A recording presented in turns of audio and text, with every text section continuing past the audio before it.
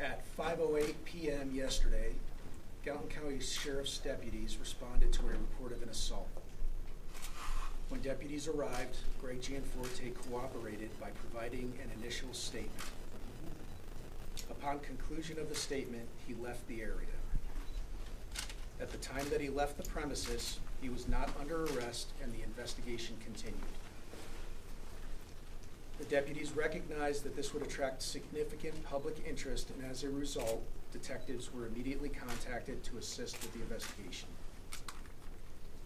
The victim was transported to the hospital for evaluation. Detectives responded to meet with the victim at the hospital.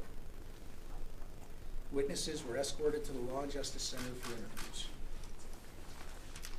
As interviews were being conducted, Greg Gianforte's attorney contacted our office. It was at this time we communicated our desire to obtain a follow-up interview. This request was later declined, and we were asked to direct all further communications to the attorney. Every citizen is guaranteed the right to an attorney and cannot be compelled to provide a statement.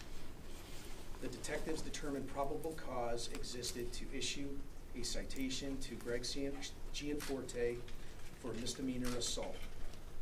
The state of Montana has 2 assault charges. Assault. A person commits the offense of assault if the person purposely or knowingly causes bodily injury to another. This is a misdemeanor. Aggravated assault. A person commits the offense of aggravated assault if the person purposely or knowingly causes serious bodily injury to another, or purposely or knowingly, with the use of physical force of contact, causes reasonable apprehension of serious bodily injury or death in another. This is a felony. Serious bodily injury is defined in Montana state statute as bodily injury that involves a substantial risk of death, extreme physical pain, protracted and obvious disfigurement, or protracted impairment of the function of or loss of a bodily member, organ, or mental faculty. In this case, the victim did not sustain serious bodily injury as defined by the Montana state statute, nor did he communicate reasonable apprehension of serious bodily injury at any time during the investigation. Reasonable apprehension is determined throughout the course of an investigation. This is the reason why law enforcement conducts investigations without jumping to conclusions.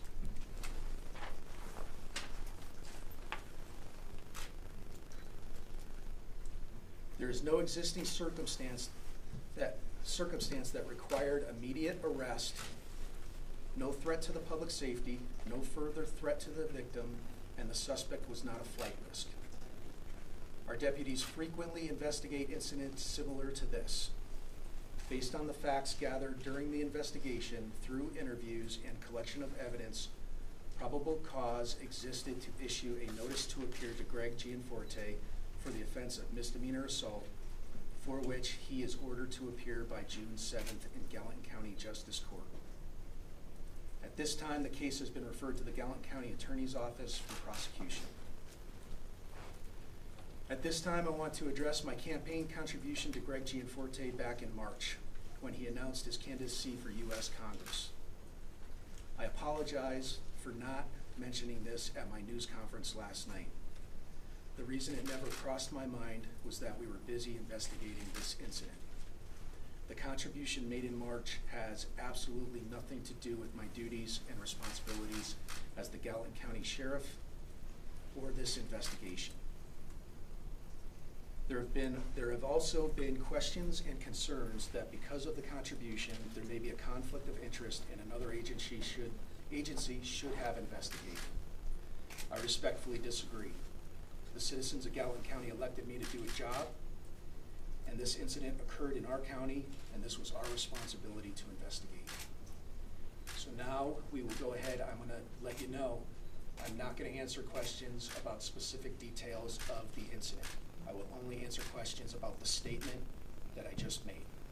So go ahead. How well do you know Mr. Gianforte? That has nothing to do with this investigation. Well, I think it does, because you were talking about this question about conflict of interest, so that's the reason why I'm asking. How well do you know Mr. Gianforte? Not very well. Have you had any interactions with him on a personal basis? Yes. What kind? Again, I'm not going to talk about that. It has nothing to do with the But again, it does, because you mentioned that it was a conflict of interest. Go ahead. Have you ever been called in response to Mr. Gianforte before, or been called to his residence? Not that I'm aware of, no. I just want to clarify. So the only time your officers had spoken to Mr. Gianforte directly was at the scene. There was no other follow-up conversations with him after the fact? That's correct.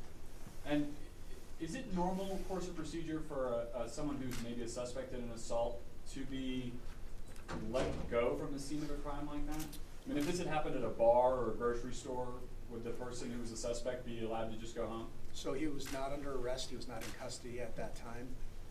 The deputies were busy dealing with the other 5 people that were there, and that's when Mr. Gianforte left. And are you still seeking to get another interview from him or any additional information from him at this point? No, he has an attorney. Yes. Was Marty Lambert involved in the charging of Gianforte? We did have conversations with the county attorney, yes. And can you tell us anything about those conversations? No, just that we were explaining to him the situation and where we were at, and just really communicating. That's all. Yes. Yeah. Does Gianforte have any priors that you know of? I am not aware of that. No. Anyone new that hasn't asked a question? Go ahead. If Gianforte has to go to jail for this fine and is elected governor, what will happen?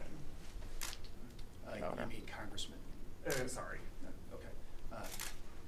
If he's ordered to go to jail by the judge, Yes.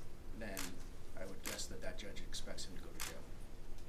Another question. You talked about the statute for what would make this aggravated assault as opposed to a regular assault. You talked about this idea that the victim would have reasonable apprehension of serious bodily harm. That sounds like it's sort of in the eye of the victim. Did the victim in this case suggest more difficult or more intense charges? Did he suggest anything about fear for his life, or was that part of the conversation with the victim, or whether he thought these charges should be more severe? No, he did not. Was it discussed with him? I mean, was the victim, I guess what I'm asking is, the victim who's not from Montana, was he aware that the ball was sort of in his court to say what level this charge might be? I have not looked at the transcript from the detectives, but I know that they had a lengthy interview with him. How quickly did Mr. Gianforte invoke his right to an attorney? I'm sorry. I will tell you that during our interviews with the witnesses was when his attorney contacted me directly.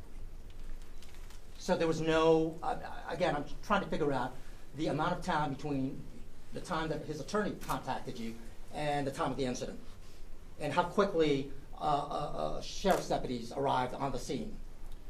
I don't have the time as far, I know that it was quick, that the deputies arrived on scene quickly. I don't have the exact time, I'm sorry. And your follow-up question about Mr. Gianforte was what? I'm sorry. Again, you know, the amount of time. Oh, I'm sorry. I don't know the exact amount of time, but it was hours. Before the attorney called and the incident, it was hours? Correct. So why was there no interview between then? Because we were busy taking care of the witnesses and the victim and interviewing those people. But at that point, you knew that he was the suspect in this incident, wasn't he? Yes. And now, routinely, you would ask a potential suspect to ask questions, right? And perhaps even detain him. Was he ever detained? No. Why not? Because he left the scene. And our deputies were busy taking care of and talking to the witnesses Well, and the suspect. why were the deputies not concerned about making sure that a person, a suspect, was in custody or at least kept on the premises so he did not flee? Isn't that usual procedure? No, it's not. It's we have not? to find out all of the story. We have to talk to everyone involved. We find out everything. And the reason why we didn't go and talk to him is because we have to conduct the investigation. So how quickly before he left and the arrival of the deputies? Can I finish my sentence? I'm sorry, go ahead. That's okay. So we have to conduct the investigation. The way that we do things here in Gallatin County is we're going to talk to the witnesses and the suspect to try and, or the victim to try and get that side of the story. And been provided with that information yet. I just do know that through the communication with the victim and our detectives that he was not seriously injured. Again, Sheriff, how much time before he left? Go ahead. Sure. There's been an audio release of this incident that's been made public. Several of the witnesses have made sort of their account of this public. Mr. Gianforte's campaign spokesperson has made an account public of their view of how this all went down. There's a lot of discrepancy between the Gianforte campaign account and those other two accounts. Do you see the same discrepancy in their testimony, their interviews with you? So those are the details that I told you that I would not discuss, and that will be taken care of in a court of law. Yeah. I know you started off kind of saying about your for the campaign for Gianforte and how you contributed some. Are you worried that people in here in Gallatin County and all over are worried about that campaign contribution at all? Worried isn't the word that I would use. I just wanted to make sure that the people of Gallatin County understood what happened, and that I am here to tell you that it had absolutely nothing to do with this investigation or my role as sheriff. Who is Mr. Gianforte's attorney? I don't know if I can release that or not. What was the motivation for your campaign contribution? Are there specific platform planks in Gianforte's campaign that you support? Yeah, that doesn't have anything to do with the incident yesterday. If any new evidence comes to light, if you learn anything new through interviews, could you see new charges being issued? That's why in our opinion, the case is not closed. If there's further information that's brought to us, obviously we will do the exact same thing as we did yesterday, and we will investigate any and all information that's provided to us. Yes. Sir, do you often give money to candidates for office, or was this contribution given to Gianforte because of a personal relationship? Again, that has nothing to do with Yes, sir, it does. yesterday's incident. Absolutely does. Sheriff, did you ever entertain a felony in this case? With the information that we investigated and all of the evidence and the statements, no, No. no. Sir, a fast follow-up. If the contribution is not related, then why did you feel compelled to mention it last night in the hours after this happened? Because it was out on social media, and obviously people have concerns about that. Sure. I wanted to make sure that was clarified. So why'd you give him money? Go ahead. Just because Mr. Gianforte does live in Gallatin County and you're the sheriff in Gallatin County, did you ever think when you were making the contribution that it could have been seen as a conflict of interest, or was that not something that you were concerned about? Never. So again, Sheriff, how much time between the arrival of the deputies and Mr. Gianforte's departure was there? I don't know the exact time. I'm I mean, sorry. 15 minutes, an hour? I mean, a ballpark? All I was told was that it was a short time. Is a short time 5 minutes in your mind, or? Well, in Gallatin County, a short time could be 5 minutes, or 10 minutes. I'm sorry, I don't have that. Go ahead. Did you clear Mr. Gianforte to leave the scene, or can you explain why the charge was not considered? Somebody was. Sorry, did you clear Mr. Gianforte to leave the scene, or can you explain why fleeing the scene charge is never considered? So,